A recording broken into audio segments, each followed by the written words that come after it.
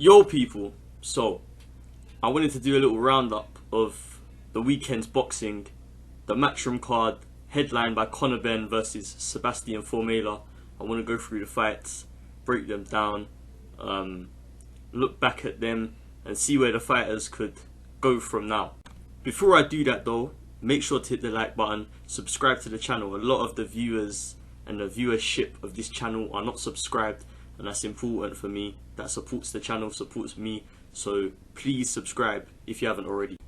So we'll start with Fabio Wardley, the English champion, versus Richard Lartey.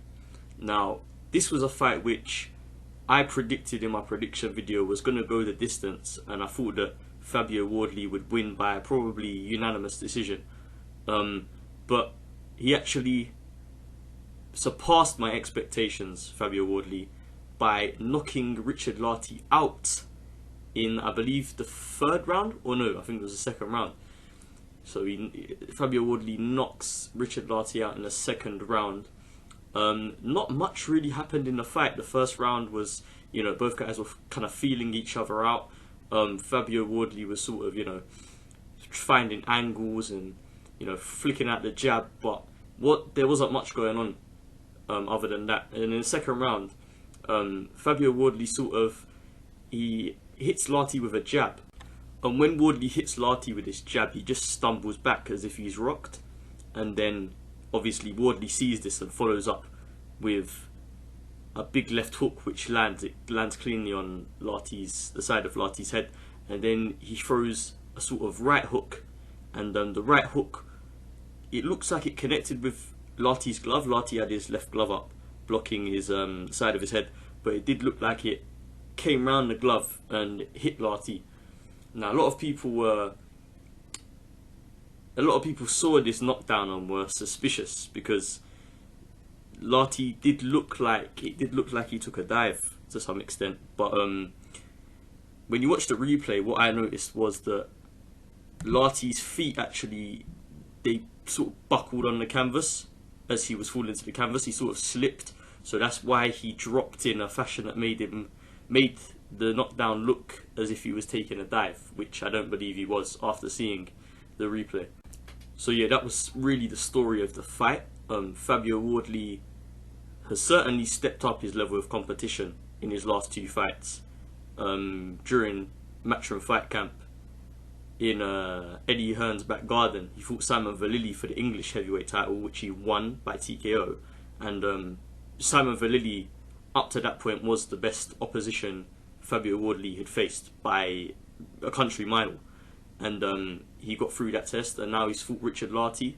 Richard Lartey, you could argue, is on the same kind of level as Simon Vallily, and Fabio Wardley's destroyed Richard Lartey, something which Daniel Dubois couldn't knock Richard Lartey out within the first two rounds, and Fabio Wardley did.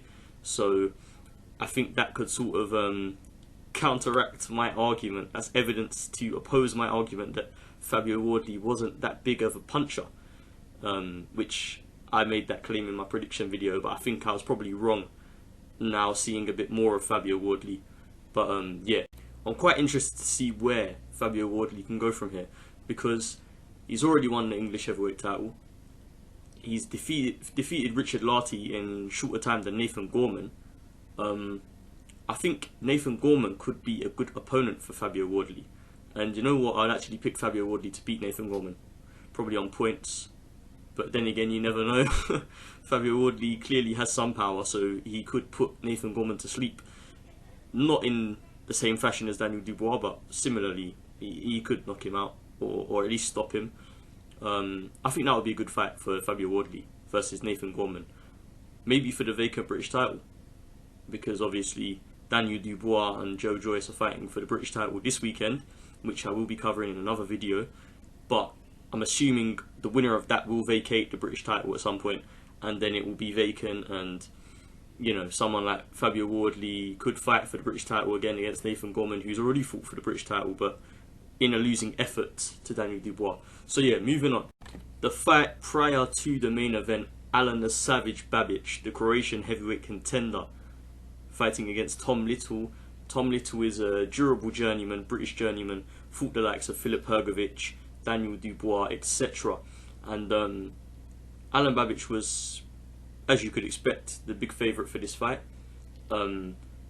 This was his sixth fight, I believe. Going into it, he was 5-0 with 5 knockouts, which is, testament to his power, because Alen Babic clearly holds some power in that right and left hand. And it was the same old story, really, from Alen Babic. The same strategy, the same tactics that he's imposed on previous opponents like Shaundell Winters and Niall Kennedy, just coming into the ring to essentially destroy his opponents. And that's what he did against Tom Little on Saturday. He won by stoppage in the 3rd round. I think there's still questions to be answered about where Alen Babic can go from here and how high his ceiling is, because he's obviously got some power. He's good at destroying these durable journeyman type opponents. He makes light work of them. But the question is whether he can do the same thing at world level, and I don't think he will be able to, unfortunately for him. He's very open defensively. I mean, most offensively aggressive fighters are somewhat open in their defense. You look at the likes of Joe Joyce, he's very open defensively, but that's because mainly he is so offensively minded. But I mean, a good counterpuncher, I think, would make like a counterpuncher at world level, like someone like Andy Ruiz Jr., I think could make light work of the type of fighter that Alen Babic is, unfortunately for him. But maybe he'll prove us wrong. Maybe he'll develop more. He's only 30 years old, which isn't old for a heavyweight, so maybe he'll develop more. But yeah, moving on to the main event. So in probably the most impressive performance of Conor Benn's career to date, he defeated and dominated Sebastian Formella, who has been in there at world level with the likes of Sean Porter and gone 12 rounds. And personally, I think Conor Benn looked more impressive in his victory over Sebastian Formella than Sean Porter did. But obviously, styles make fights. That doesn't mean that Conor Benn would beat Sean Porter right now, at least. But it was a brilliant performance. It was his best performance to date. The head movement was superb. He was boxing well. Just everything about his performance was good. I predicted that he would get Formella out of there because, I mean, just looking at the styles, Formella doesn't present anything great offensively. He's got a great chin. He's got good output. He's got good volume of punches. But his punches are, 1, slow, and 2, because they're slow and not very sharp, he doesn't have or seem to have much power. So I thought this was sort of Conor Benn's bread and butter. Conor Benn is going to try and rough Formella up on the inside, hit him with hooks and uppercuts from all different angles, and that's what he did. But the only thing that kept Formella in there was that Formella's got, I mean, one of the best chins I think I've ever seen in the welterweight division. So yeah, Conor Benn, after the fight, called out Josh Kelly. He's been calling out Josh Kelly for a while now. He clearly wants that fight, and I think Josh Kelly is warming to the idea of that fight, because I think up until now, especially like the sort of hardcore boxing fans, have not really... We've had questions about Conor Benn's ability and whether he is at the same level as Josh Kelly, but I think after beating Sebastian Formella, who went 12 rounds with Sean Porter, who is a world level contender and is the former IBO world welterweight champion, I think he's answered some questions for hardcore boxing fans in general. And especially myself, before this fight, I would have considered like Conor Benn maybe British level at best, because he hasn't even won a British title yet. So he's got to win a British title to prove he's British level, essentially. But I mean, after this performance, I am sure that he is British level at least, like even European level after that victory, because he was so dominant against a fighter who, let's not get it twisted, Formella is no pushover. So yeah, Conor Benn versus Josh Kelly. If this was a year ago, I would have picked Josh Kelly all day. But I am sort of warming up to the idea that Conor Benn is a fighter with potential to go to the world level, and I think that's a difficult fight for both men. I think it's going to be the toughest test of both of their careers if Josh Kelly can get through David Avanesian, who is, I mean, currently his toughest test, because he's got to get past David Avanesian to set up a big domestic showdown with Conor Benn.